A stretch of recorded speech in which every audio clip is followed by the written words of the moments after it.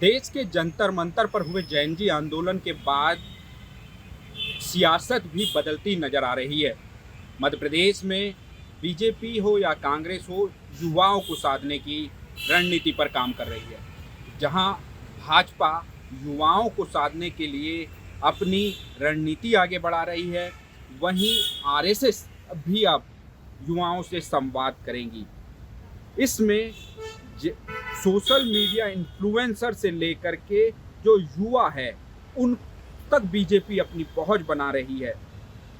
इन्हीं सबको लेकर के देखिए हमारी ये रिपोर्ट। पार्टी इस समय विश्व का सबसे बड़ा राजनीतिक दल यदि बना है तो इसी संवाद के क्रम से बना है, इसी कार्य पद्धति से बना है।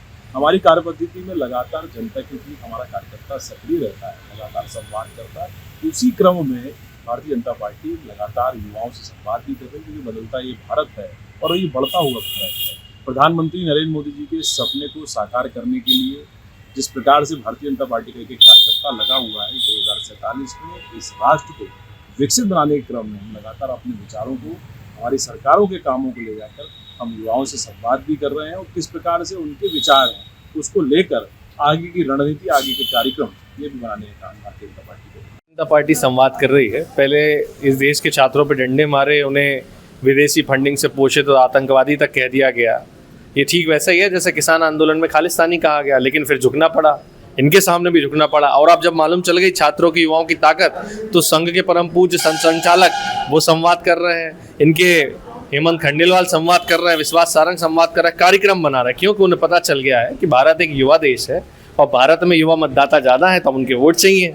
सारी इनकी रणनीति वोट की है कि युवा नाराज ना हो जाए, सरकार नहीं चले। लेकिन कांग्रेस की रणनीति कल भी वही थी कि हम युवाओं के हक और अधिकार के लिए साथ खड़े, कि शिक्षा की व्यवस्था सुधरे, कोई राजनीति नहीं।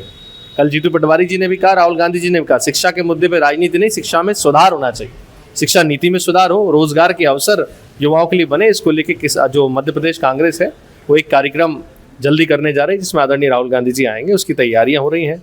पंचायतों में जो हमारी कमेटियों का गठन हुआ उसके लिए राहुल गांधी जी का एक कार्यक्रम लिया जा रहा है, और जो छात्रों की गूंज कार्यक्रम राहुल गांधी जी ने कोटा से चालू किया है, उसी तारतम्य में मध्य प्रदेश में भी निरंतर संवाद कार्यक्रम, साइक्लोथॉन और छात्रों की गूंज का जो कार्यक्रम राहुल जी का है वो भी मध्य प्रदेश में किया जाएगा। युवा हो या पूरा देश आत्मनिर्भर, युवा को इस पर बात हुई है, जैन जी और जैन जो मुद्दों से चीजें हट गई थी, पब्लिक इंटरेस्ट के जो मुद्दे होते हैं ना, उन पर फोकस ही नहीं था। अभी पिछले 12 साल से धर्म की राजनीति चल रही, तो धर्म का नशा कभी तो उतरेगा ना। धर्म का नशा जब उतरा लोगों का, तो उन्हें पता लगा कि उनके सामने बहुत सारी समस्याएं हैं। और देश में, किसी भी देश में जब बदलाव होता है तो युवाओं के जरिए होता है।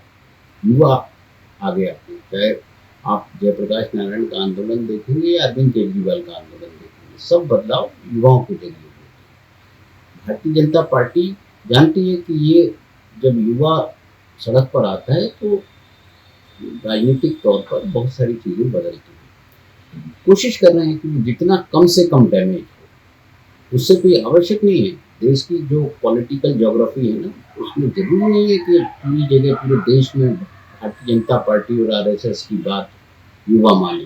और आप अभी भी आप देखेंगे साउथ में आपको दिखता है कि भाजपा की सरकार है, आपको नहीं दिखता। ये सब नॉर्थ के मुद्दे हैं, नॉर्थ में ही बात करते हैं। साउथ में तो लोग आज भी अपनी चीज़ों को लेकर जागरूक हैं।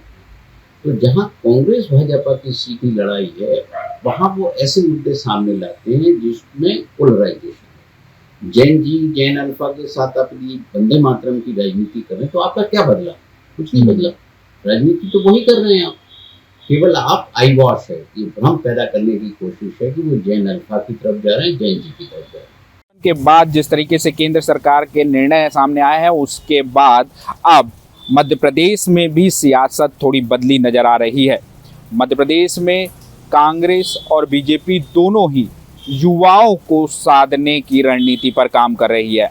जहां भाजपा युवाओं से संवाद करेंगी, जिसमें आरएसएस की सितंबर माह में बैठक भी होने वाली है। साथ ही कांग्रेस युवाओं को साधने के लिए अभियान चलाएगी।